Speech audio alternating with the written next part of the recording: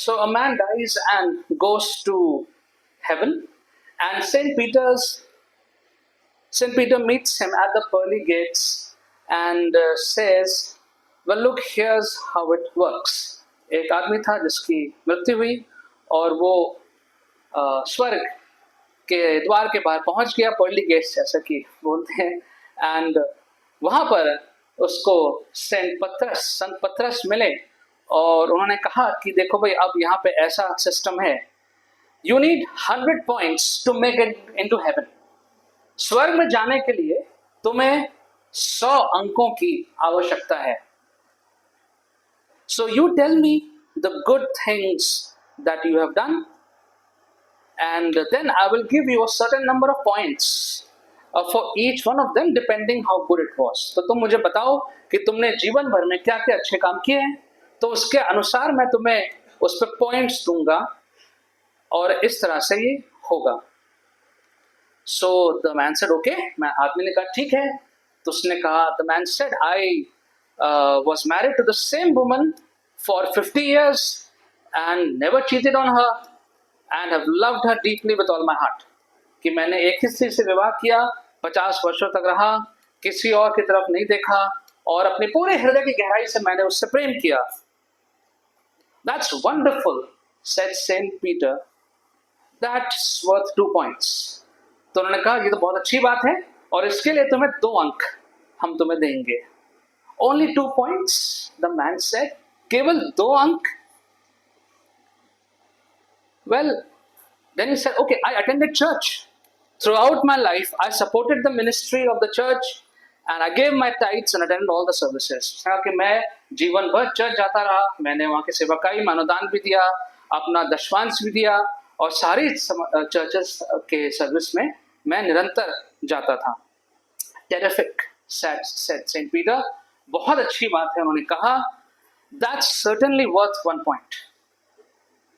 उन्होंने कहा कि ये तो बहुत अच्छी बात है और इसके लिए मैं तुम्हें 1 अंक प्रदान करता हूं। 1 point, 1 ही अंक इसके लिए। Then he said, well, I started a kitchen for the homeless and I worked in a shelter for the homeless for children and I gave my time over there। उसने कहा कि मैंने एक जो बेघर बच्चे होते हैं, लोग होते हैं, उनके लिए काम किया, उनके लिए एक किचन बनाया, खाना बनाया, ये भी मैंने किया। Fantastic। And well, here's 2 more points। Saint Peter ने कहा तो बहुत ही अच्छी बात है और ये 2 अंक तुम्हारे हम और कर देते हैं। 2 points। So as fascinated the man cries, at this rate, the only way I can get into heaven is by the grace of God। उसने कहा अगर ऐसे ही है तो स्वर्ग में जाने का एक ही तरीका है, वो है परमेश्वर के अनुग्रह के द्वारा। Bingo, said Saint Peter's, 100 points। Come on in। पतरस ने कहा कि बिल्कुल सही जवाब है तुम्हारा, तुम्हें 100 अंक मिलते हैं, आप अंदर आ सकते हैं। Friends, we are completing 27 years of the existence of Grace Bible Church। हम लोग Grace Bible Church के अस्तित्व के 27 साल मना रहे हैं। ये महीना जो है वो सालगिरह का महीना है, 27th anniversary। And we acknowledge the fact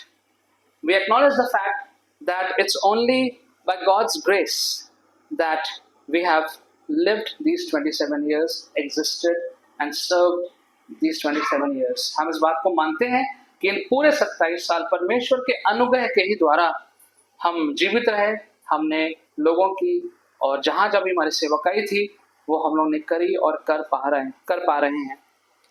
Of course, the selfless contribution and hard work of many people and families is also behind these 27 years। बहुत से लोगों ने निस्वार्थ भाव से, परिवारों ने मदद करी है, सहायता करी है, वो भी इन 27 वर्षों के सेवकाई में जुड़ा हुआ है। Yet only by God's grace we move forward and impact the people। लेकिन परमेश्वर के अनुग्रह से ही हम आगे बढ़ते हैं और लोगों के जीवनों में कुछ बदलाव लाने की कोशिश करते हैं।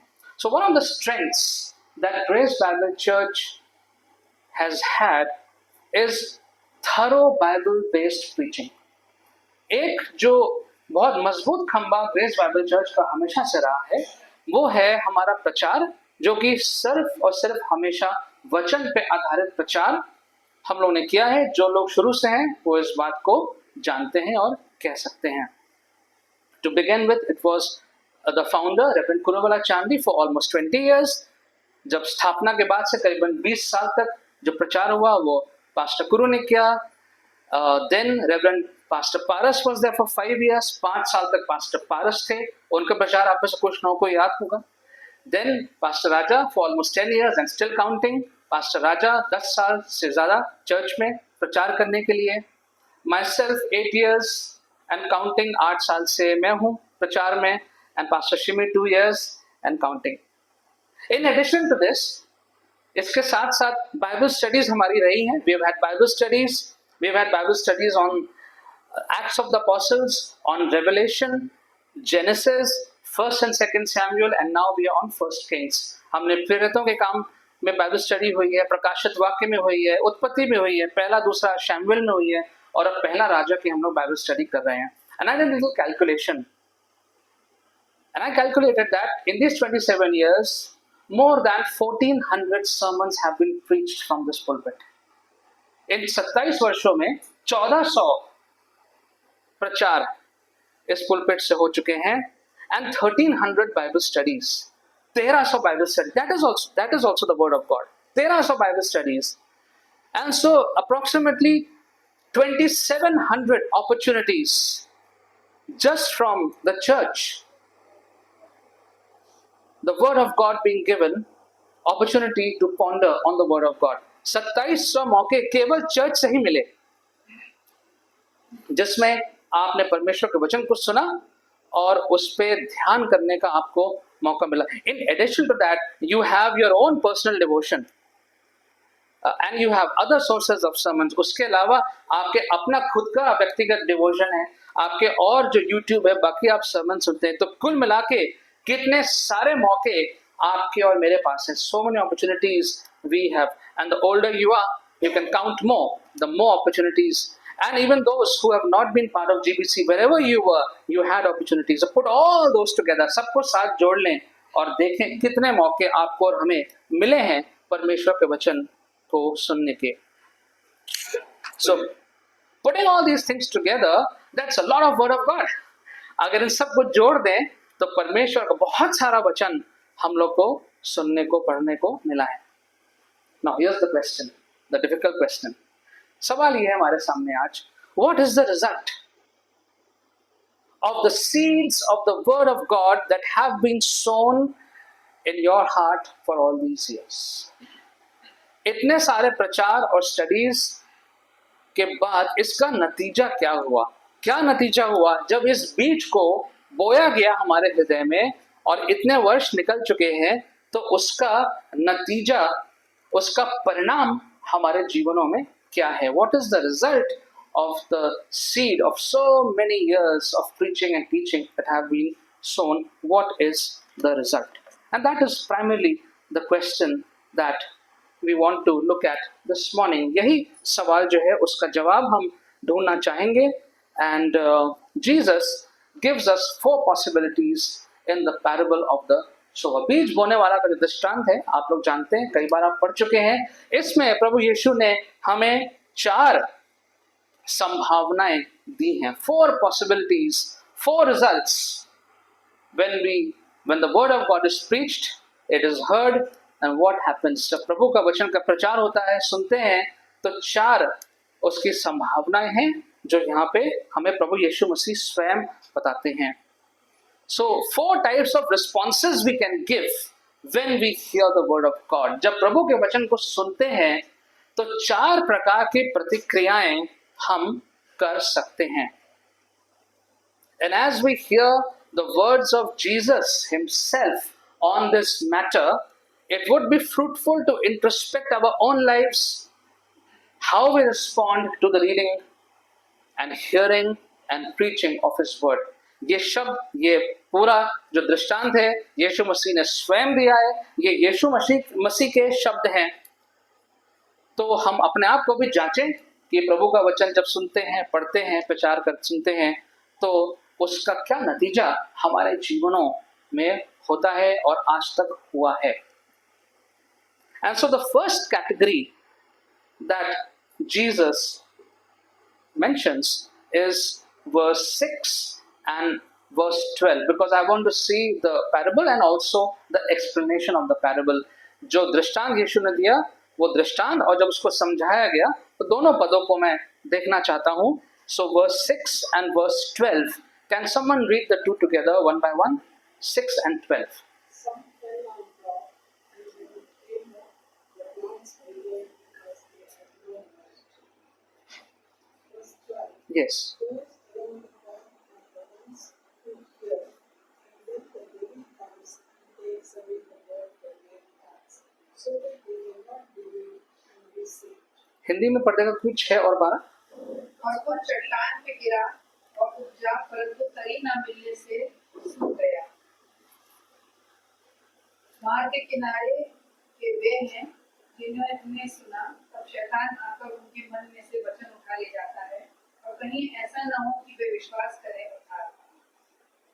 And so Jesus says that here's your first category of people, the ones who hear the word of God, but the devil takes it away from them.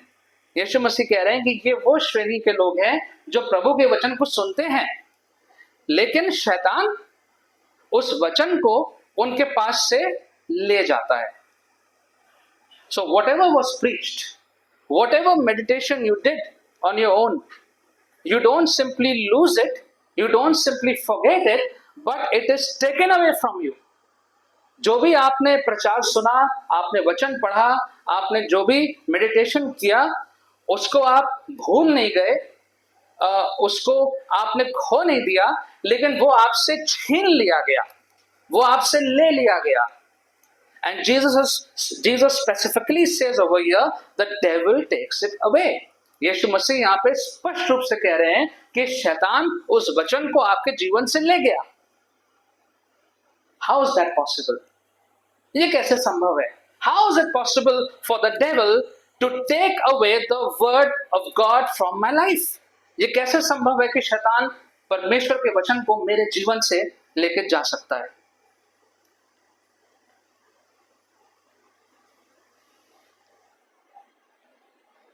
So these are the types of hearers whose minds are shut to the word of God. ये वो लोग हैं जिनका आंख, कान, दिमाग, दिल परमेश्वर के वचन के लिए बंद है. If a door is shut, you cannot go inside. अगर कोई दरवाजा बंद है तो आप अंदर नहीं जा सकते. And such a hearer, his or her mind is not only shut to the word of God, is also shut to any form of correction. It is shut to any form of advice. यदि ऐसा कोई व्यक्ति है तो ना केवल परमेश्वर के वचन के प्रति उसके दरवाजे बंद हैं, लेकिन किसी भी प्रकार की ताड़ना दी जाए तो दरवाजे बंद हैं. किसी भी प्रकार से उसे कुछ सुझाव दिया जाए, सलाह दी जाए, तो उसके हृदय के, मन के दरवाजे बंद हैं. वो व्यक्ति आपकी कोई भी बात नहीं सुनेगा. And these would be the people who think they know everything. ये वो लोग हो सकते हैं जो सोचते हैं हमें सब कुछ आता है, हमें कुछ भी और जानने की, सुनने की आवश्यकता नहीं है. These would be the people who don't want to change. ये वो लोग हैं जो बदलाव नहीं लाना चाहते हैं अपने जीवन में, because their hearts and minds are in total control of the material world. जो हमारा भौतिक संसारिक जीवन है उसके पूरे चंगुल में ऐसे लोगों का हृदय और मन है. They are happy with the short-lived satisfaction of material things. ऐसे लोग बहुत खुश हैं. जो भी हमें क्षणिक खुशी मिलती है, आनंद प्राप्त होता है इन संसारिक चीजों से, उनसे ऐसे लोग बहुत खुश रहते हैं. And the whole life keep running after them and for more. और पूरा जीवन उनका खत्म हो जाता है, पूरा जीवन चला जाता है, बीत जाता है इन सब चीजों के पीछे भागते भागते. And the minds are governed by worldly philosophies. ऐसे लोगों का जो मन है वो दुनियावी सांसारिक ज्ञान से भरा रहता है. They will always look on the worldly ways for guidance. वो जो संसार का जो तरीका है उसमें ढूंढते हैं कि उसमें उनको मार्गदर्शन कैसे मिलेगा. They will send their children to the school 6 days a week, but not send their children to Sunday school once a week. ये वो लोग होंगे जो 6 दिन बच्चे को स्कूल भेजेंगे पढ़ने के लिए, लेकिन एक दिन संडे स्कूल बच्चे को नहीं भेजेंगे, उसका कोई एफर्ट, कोई कोशिश नहीं करेंगे. The shut mind refuses to accept and obey the word of God. जो दिमाग बंद है, जिस दिमाग के दरवाजे बंद हैं, वो परमेश्वर के वचन को ग्रहण नहीं करेगा और कभी आज्ञा का पालन नहीं करेगा. And Jesus says of such people in John 8:44, ऐसे लोगों के बारे में यीशु ने कुछ कहा है यूहन्ना 8:44 में, You belong to your father the devil. यीशु ने कहा, मुंह पे कहा लोगों के, तुम्हारा पिता जो है वो शैतान है. Can you afford such a big scandal in your life? क्या इतना बड़ा धोखा हम अपने जीवन में सहन कर पाएंगे? Someone who has a Christian name, someone who thinks that he or she is a Christian but does not follow the Bible, rather follows the world, runs by the principles of this world given by the devil. They hear the word of God but are robbed by the devil. वो लोग परमेश्वर के वचन को सुनते तो हैं, लेकिन जो भी वो सुनते हैं वो सब का सब सांसारिक बातों में शैतान की बातें उनके जीवन से लेके चली जाती हैं. And so in that sense,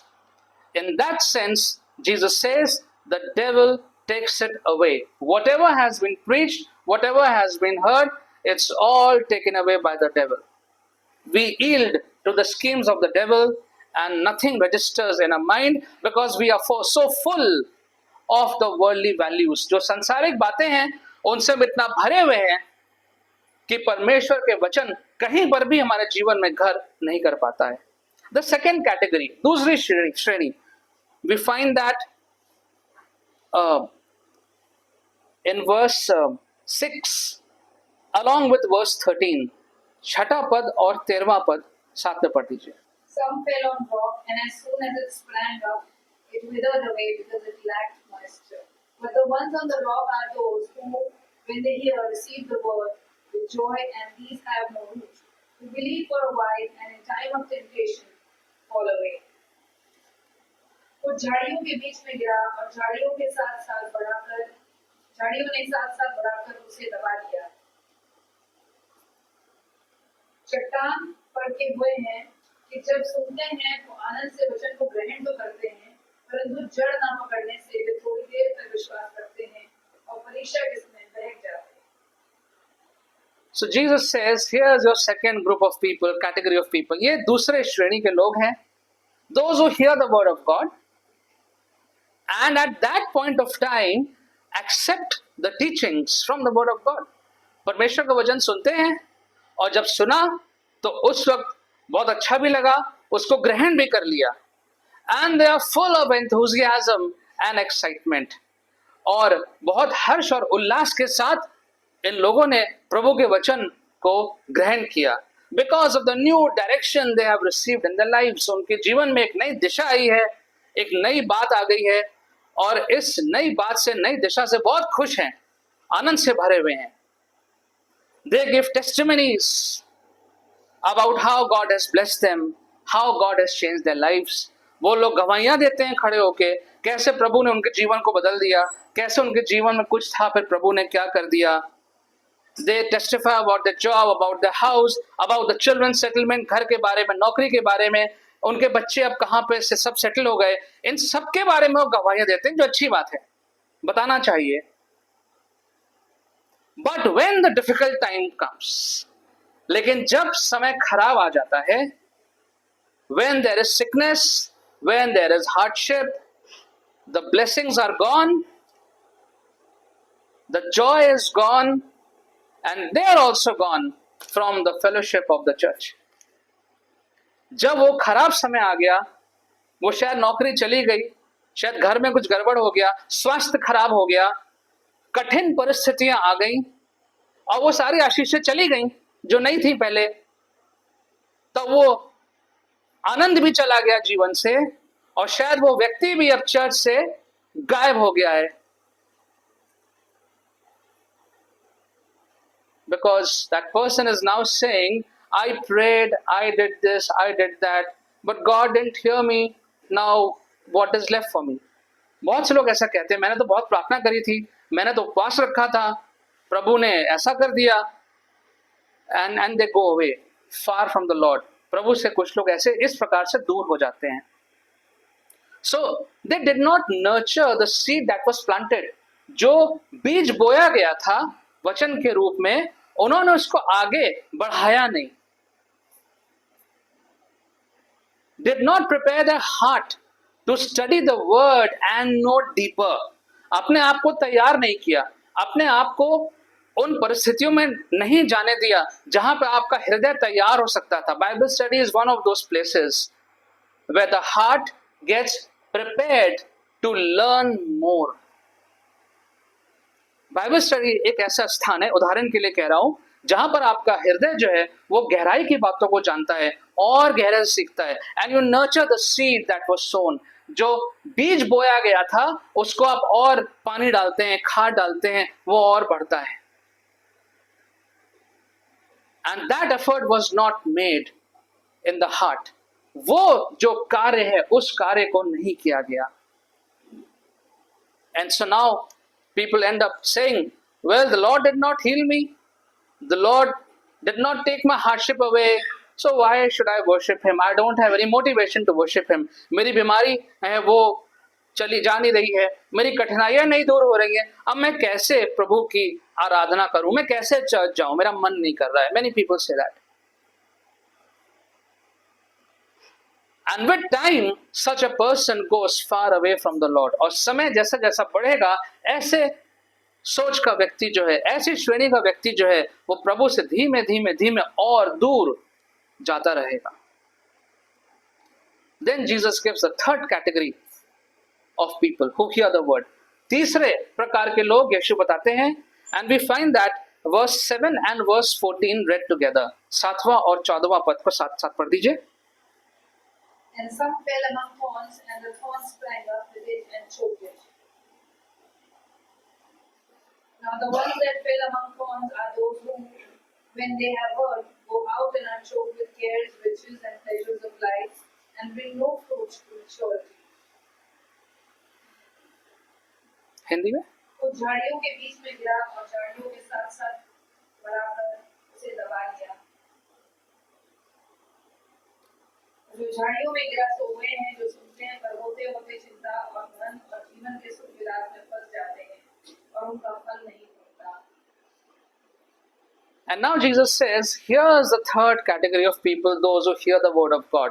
ये तीसरे प्रकार के लोग हैं जो प्रभु के वचन को सुनते हैं. They hear the word of God, they want to follow the Lord's way, but their lives are so full and packed with mountains of activities. ये ऐसे लोग हैं जो प्रभु के वचन को सुनते हैं, उसके पीछे चलना चाहते हैं, लेकिन उनके जीवन में इतने ज्यादा कार्य, इतनी ज्यादा क्रियाएं हो रही हैं, and these activities they keep us so busy that we have no time to reflect on the word of God that we heard. और ये सारी बातें हमें इतना व्यस्त रखती हैं. No, everybody likes to say, I'm very busy. सब लोग ये कहते हैं, I'm very busy. सब ये आजकल यही बोलते हैं. हम इतना व्यस्त हैं और इतने व्यस्त हैं. And Jesus says that, 2000 years ago. So people are so busy. I didn't have the net also at that time. Don't know what they were busy in. लेकिन लोग इतना व्यस्त हैं जीवन के कार्यों में, चिंताओं में, दिनचर्या में, कि प्रभु का वचन पे आगे मनन करने का, आगे सोचने का उनके पास समय नहीं है.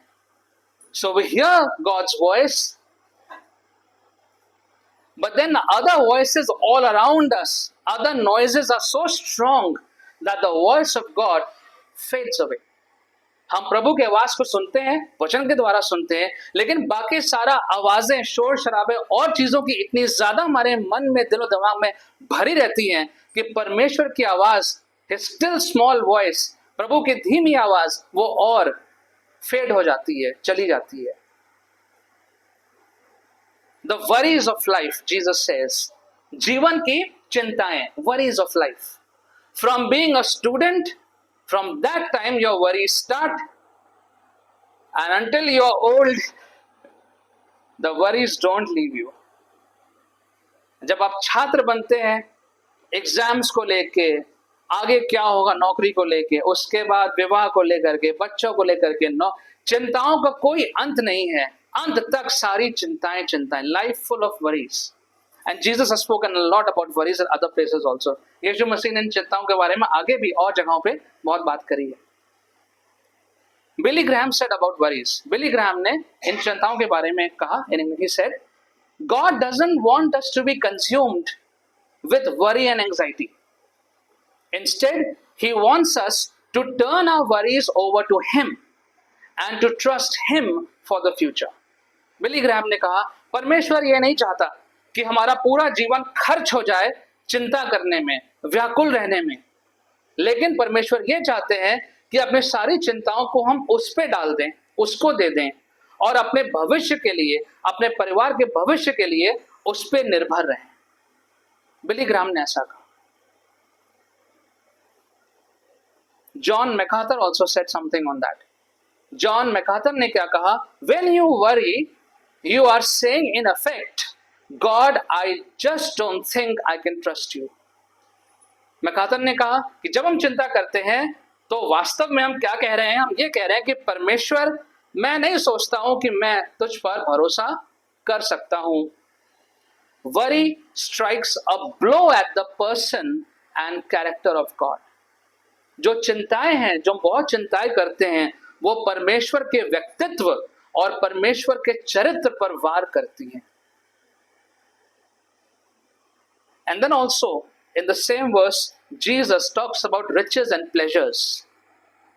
यीशु मसीह वहां पे बात करते हैं कि ऐसे लोग जो अपने अमीरी में, पैसे के पीछे भागने में और प्लेजर्स में, आनंद में, जीवन के आनंद में, धन का प्रेम, शरीर की वस्तुओं के आनंद में, उसमें पूरा जीवन लोगों का निकल जाता है। And it's true.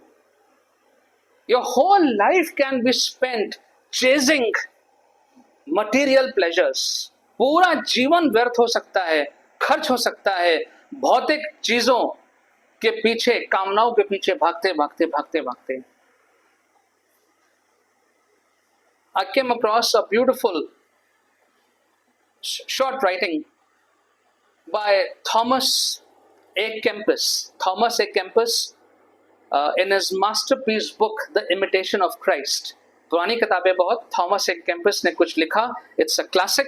I'll read in English, then the whole in Hindi. I'll translate. And he said, no good can befall those people who do not realize that their state is wretched. And this is even more true of those who actually love this wretched mortal life. Some people are so attached to life, even if they can get hardly enough by working or begging to provide the bare necessities, that if they could live here forever, they would never give a thought to the kingdom of God. What senseless and unbelieving men they are! They grovel in the earthly concerns until they cannot appreciate anything that is not material. Yet, in the end, these wretched people will find out to their cost how worthless and unreal were the things they loved. उन लोगों का कोई भला नहीं हो सकता जिन्हें ये एहसास नहीं है कि उनकी स्थिति कितनी खराब है। और ये उन लोगों के लिए और भी सच है जो वास्तव में इस मनहूस नाश्वर जीवन से प्यार करते हैं। कुछ लोग जीवन से इतना जुड़े रहते हैं, भले ही वो काम करके या भीख मांगकर मुश्किल से ही आवश्यक वस्तुओं को पूरा कर पाते हैं, कि अगर वे हमेशा के लिए यहां रह सकते होते तो वे परमेश्वर के राज के बारे में कभी भी विचार न करते। वे कितने नासमझ और अविश्वासी लोग हैं। वे सांसारिक चिंताओं में तब तक डूबे रहते हैं जब तक कि वे किसी भी ऐसी चीज की सराहना नहीं कर पाते जो भौतिक नहीं है। फिर भी अंत में इन अभागे लोगों को अपनी कीमत चुकानी पड़ेगी और उन्हें पता चल जाएगा कि जो चीजें उन्हें पसंद थी वे कितनी बेकार और अवास्तविक थी। At the end of life, they'll find out how worthless those things were that made us so much of worry, that made us run behind them and never had enough. वो सारी चीजें कितनी अवास्तविक और बेकार थी जिनके पीछे पूरा जीवन चिंताओं में हमारा खर्च हो गया। And Jesus said that the whole life will be spent on these things and they will never mature spiritually. This is what Jesus says. ऐसे लोगों का पूरा जीवन खत्म हो जाएगा और वो कभी भी आत्मिक रूप से परिपक्व नहीं हो पाएंगे, आत्मिक रूप से कभी तैयार नहीं हो पाएंगे। उनके बाल सफेद हो जाएंगे, वो बूढ़े हो जाएंगे, बाल बच्चे भी हो जाएंगे, लेकिन आत्मिक रूप से कभी भी पक्के तैयार नहीं हो पाएंगे। They'll grow old, they'll have gray hair, they'll grow old in age, but will never mature spiritually. And finally, Jesus comes to the fourth category. चौथी श्रेणी पर यीशु मसीह आते हैं, and we read that verse 8 along with verse 15, 8 और 15. But others fell on good ground, sprang up and yielded a crop 100-fold. And when he said these things, he cried, "He who has ears to hear, let him hear." But the ones that fell on good ground are those who, having heard the word with a noble and good heart, keep it and bear fruit with patience. और कुछ अच्छी भूमि पर गिरा और उगकर 100 गुना फल लाया। यह कहकर उसने ऊंचे शब्द से कहा, जिसके सुनने के कान हो वह सुन ले। पर अच्छी भूमि के वो हैं जो वचन सुनकर भले और उत्तम मन में संभाले रहते हैं और धीरज से फल लाते हैं। So Jesus says they hear the word of God and they retain it in their hearts. ये वो लोग हैं चौथी श्रेणी वाले जो प्रभु के वचन को सुनते हैं और उस वचन को अपने दिल में बचा के रोक करके रखते हैं। They persevere, वो दृढ़ संकल्प के साथ उस वचन पे ठहरे रहते हैं। They wait and they have the word of God with them. They don't lose it. They don't let it go. वो उस वचन को अपने पास से जाने नहीं देते हैं। And that produces fruit in their life. और इससे उनके जीवन में फल उत्पन्न होते हैं। So what is this good soil or good heart as Jesus says? ये अच्छी भूमि या अच्छा हृदय क्या है जो यीशु मसीह यहाँ पे बताते हैं? So firstly, a good heart is one that listens attentively. यहां पर जो अच्छा हृदय है उसका मतलब हम ये निकालेंगे जो बहुत ध्यान से परमेश्वर के वचन को सुनता है। Again and again Jesus had to say, here also Jesus had to say, he who has an ear let him hear.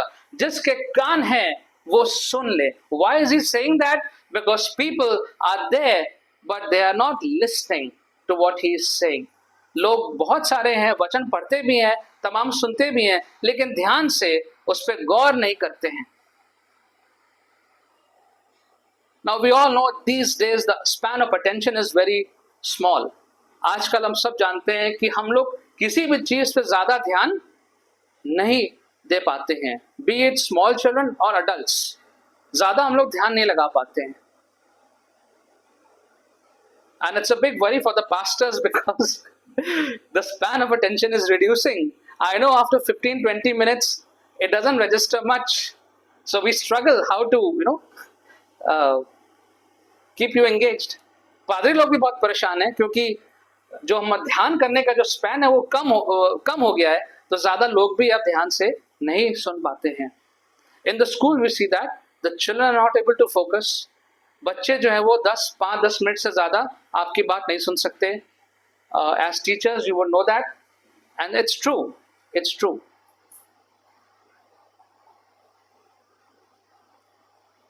So after some time, people get uneasy and people start fidgeting. But Jesus says we need to pay attention. यीशु मसीह कह रहे हैं कि भले आपको अलकसी लग रही हो, अजीब सा लग रहा हो, इधर मन कर रहा है, उधर मन कर रहा है, Jesus says you need to pay attention. आपको यहाँ पे ध्यान देना है. So firstly, a good heart means to listen attentively. पहली बात, एक अच्छे हृदय का मतलब हुआ कि ध्यान से प्रभु की बातों को, वचन को सुने. Secondly, whatever a good heart hears, he or she keeps it carefully in his heart and mind and contemplates over it. जो अच्छा हृदय है, उसका तात्पर्य यहाँ पे ये है, वो अच्छा हृदय जब प्रभु के वचन को सुनता है, पढ़ता है, तो उसको अपने हृदय में रोक के रखता है और फिर उसके बारे में सोचता है. If we read but we don't think about the word of God, it's as good as not reading. प्रभु के वचन को पढ़ के अगर हम उसके बारे में सोचते नहीं है, विचार नहीं करते हैं, तो पढ़ना ना पढ़ना एक ही समान हो गया. Psalm 119 verse 11, most of us know, I have hidden your word in my heart that I might not sin against you. परमेश्वर, तेरे वचन को मैंने अपने हृदय में छिपा लिया है ताकि मैं तेरे विरोध में पाप ना करूं. Psalm 63 verse 6, the psalmist says, on my bed I remember you, I think of you through the watches of the night. What do people do mostly at night when they're not feeling sleepy? They want to a mobile or something. जिनको रात में अगर नींद नहीं आ रही है, जब तक नींद नहीं आ रही है, लोग क्या करते हैं? मोबाइल पे रहते हैं, कुछ और काम करते हैं, टीवी देखते हैं. What is the psalmist saying? On my bed I remember you. हे प्रभु, मैं सोते वक्त तेरा ध्यान रखता हूं. And I think of you through the watches of the night. रात में जितने भी प्रहर आते हैं, अगर मेरी आंख खुल जाए तो मैं तेरे बारे में सोचता हूं. How is that possible? Because the psalmist has retained the word of God in his heart. उस भजन लिखने वाले ने परमेश्वर के वचन को अपने हृदय में छिपा लिया है. And thirdly, a good heart acts. जो अच्छा हृदय है वो कार्य करता है. Acts upon the word of God that he or she has heard. जो वचन सुना है उसमें आप आगे क्या करना है, उसके पीछे अनुसरण करना है, उसके लिए क्या करना चाहिए. That the good heart does. James says in James 1:22, do not merely listen to the word and so deceive yourselves, do what it says. यहाँ पर जेम्स कहता है कि केवल परमेश्वर के वचन को सुनो मत. यदि ऐसा करते हो तो अपने आप को ही धोखा देते हो. जो वचन में लिखा है उसको करो. And so it is this kind of life, the fourth category, this kind of life that the Lord wants each one of us to have. ये वाली जो चौथी श्रेणी है, परमेश्वर यीशु चाहते हैं कि ऐसा जीवन हम सबका होना चाहिए. Not the one that hears the word but is robbed by the evil one. वो वाला नहीं जिसने वचन को सुना लेकिन शैतान उन सबको छीन के ले गया. Not the one who hears but after some time abandons the Lord. ये वो नहीं जिसने सुना लेकिन कुछ समय के बाद जब चिंताएं आई तो प्रभु को त्याग दिया. Not the one who hears and wants to know more but at the same time also wants to pursue worldly pleasures and in the hustle and bustle of life never grows up. ये वो वाला नहीं यीशु चाहते हैं जो प्रभु के वचन को जानना चाहता है, सुनना चाहता है, लेकिन साथ साथ में सांसारिक बातों में भी आगे बढ़ना चाहता है और जीवन की सारी चिंताओं में, इन सारे कामनाओं में कभी बढ़ता नहीं है, पक्का तैयार नहीं होता है. But he wants us to be like the good soil. वो चाहता है कि हम उस अच्छी भूमि की तरह बने. द गुड हार्ट, वो अच्छे हृदय वाला इंसान बने. The heart that reflects that introspects, that repents and keeps growing in the Lord, वो हृदय जो सुनता है, जो उस पे ध्यान करता है वचन पे, जो अपने आप में चिंतन करता है, जो पश्चाताप करता है और परमेश्वर में आगे बढ़ता रहता है. In the same passage, Jesus gives a warning also in verse 10. यहीं पर 10वें पद में यीशु ने एक चेतावनी भी दी है. He said that the knowledge of the secrets of the kingdom of God has been given to you, but to others I speak in parable, so that though seeing they may not see, though hearing they may not understand. Hindi में इसको पढ़ दीजिए. उनको परमेश्वर के राज्य के भेदों की समझ दी गई है और औरों को दृष्टांतों में सुनाया जाता है, इसलिए कि वे देखते हुए भी ना देखें और सुनते हुए भी ना समझें. Difficult to understand little bit. थोड़ा समझने में कठिनाई होगी. Jesus has borrowed this from Isaiah chapter 6 verses 9 to 11. यशाया नबी को यहाँ पर यीशु मसीह जो है वो कोट कर रहे हैं. Jesus is referring to the time in Israel's history when they were willfully deaf and blind to the preaching and teaching. Israel का वो समय था जब जानबूझ करके पूरा निश्चय करते हुए लोगों ने परमेश्वर के वचन को सुनना बंद कर दिया था और प्रचार को और शिक्षा को ग्रहण करना बंद कर दिया था. In the 8th century BC, the northern kingdom of Israel had so defiantly strayed away from God's precepts and they became so sinful. यीशु से 8 शताब्दी पहले जो उत्तर वाला जो इज़राइल का जो स्थान था, प्रदेश था, वो जानबूझ करके परमेश्वर से इतना दूर चला गया और परमेश्वर की बातों से दूर चला गया और पाप में हो गया.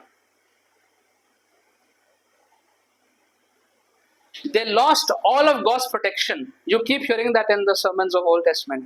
परमेश्वर का जो भी उनके ऊपर हाथ था, वो सारा हाथ परमेश्वर को उनके ऊपर से चला गया. They were destroyed by the Assyrian Empire. Assyria का जो साम्राज्य था उसके द्वारा उनका नाश हुआ. The southern kingdom, Judah, जो दक्षिण वाला राज्य था JUDA, they were also following in the footsteps. वो भी जो उत्तर वाला था उसी के रास्ते पर वो भी जा रहे थे. Little slow, but they were also going. And the prophet Isaiah preached to them. यशाया नबी ने उन लोगों को जा करके प्रचार किया, दक्षिण वालों को. He preached, Isaiah preached without ceasing and made every attempt to bring the people to conversion. यशाया ने बहुत प्रचार किया, बहुत कोशिश करी कि लोगों का हृदय परिवर्तन हो जाए, दिल बदल जाए. He preached and pleaded so much that the people of Judah became deaf to his preaching and blind to his teaching. उसने इतना प्रचार किया लेकिन लोग जो थे उनके कान बंद हो चुके थे, उनकी आंखें बंद हो चुकी थी. We don't want history to repeat in this manner. हम नहीं चाहते हैं कि इतिहास इस प्रकार से दोबारा अपने आप को दोहरा दे.